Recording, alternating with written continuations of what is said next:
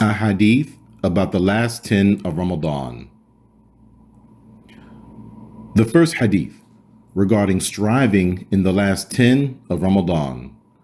عن عائشة رضي الله عنها قالت كان النبي صلى الله عليه وسلم إذا دخل العشر أحيا الليل وأيقظ أهله وجد وشد المئزر متفق عليه. وفي رواية لمسلم كان رسول الله صلى الله عليه وسلم يجتهد في العشر الأواخر ما لا يجتهد في غيره. Aisha radiallahu anha narrated, the Prophet sallallahu alaihi wasallam, when the last 10 entered, would enliven the night, awaken his family, strive earnestly, and tighten his waist garment. Agreed upon. In another narration in Muslim, Allah's Messenger sallallahu alaihi wasallam would strive in the last 10 in a manner he did not strive in other than them.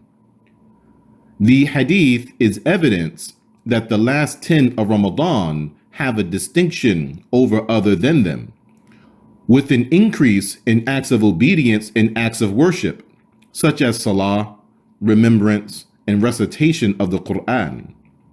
The mother of the believers, Aisha radiallahu anha, described our Prophet and our example, Muhammad sallallahu alaihi wasallam, with 4 characteristics. The first, her saying, he would enliven the night, which means he stayed up all night, enlivening it with acts of obedience and enlivening himself by staying up all night in them. This is because sleep is the brother of death. The meaning is he enlivened the night by standing in it for salah and devotion to Allah, the Lord of all creation. Regarding the prohibition of standing in salah the whole night, as has come in the hadith of Abdullah ibn Umar radiallahu anhuma, then that is interpreted to mean doing so continuously every night of the year. It also could be that it means he enlivened most of the night. That is supported by the saying of Aisha radiallahu anha, ما رأيت رسول الله صلى الله عليه وسلم قام ليلة حتى الصباح. I have never seen Allah's Messenger sallallahu alaihi wasallam stand the whole night in salah until the morning. The second, her saying, awaken his family, which means his pure wives, the mothers of the believers, radiallahu anhunna, so that they may share with him in taking advantage of the good and the remembrance of Allah and acts of worship in these blessed times. The third, her saying, strive earnestly, which means he strove to do acts of worship above what he did in the first 20. And that is because the night of decree is in the last 10. The fourth, her saying, tighten his waist garment, which means he strove and labored in acts of worship. It is also said that it means he kept away from his wives, and this is more apparent due to its attachment to what was before it. And he, sallallahu alaihi wasallam, used to make i'tikaf in the last 10, and the mu'takif is prohibited from his wives. Truly, these 10 are the seal of the month, and actions are according to their conclusions.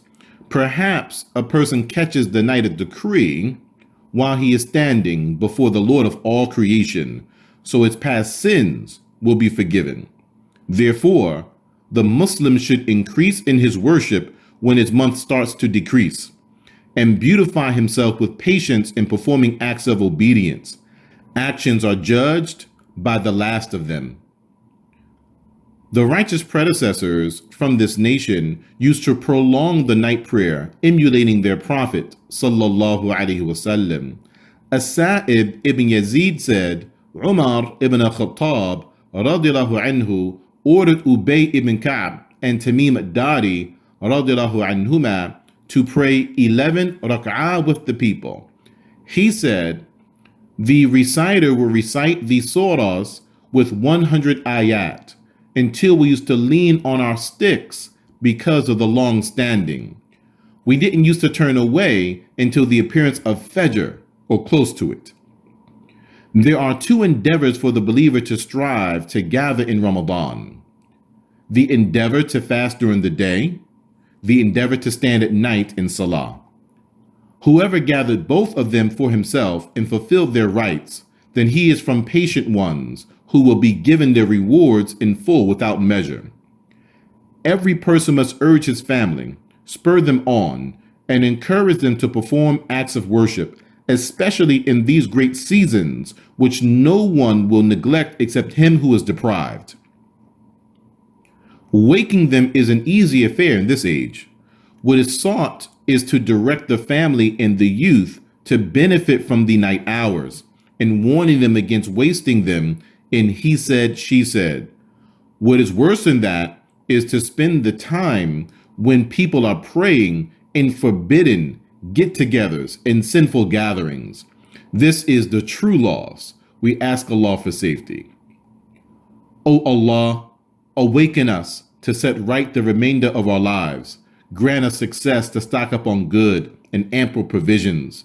Make us from those whom you accepted their fasts, those whom you made happy with acts of obedience to you, so they became ready for what is in front of them, and those whom you screened their sins and their delinquencies. And forgive us, O Allah, our parents, and all of the Muslims.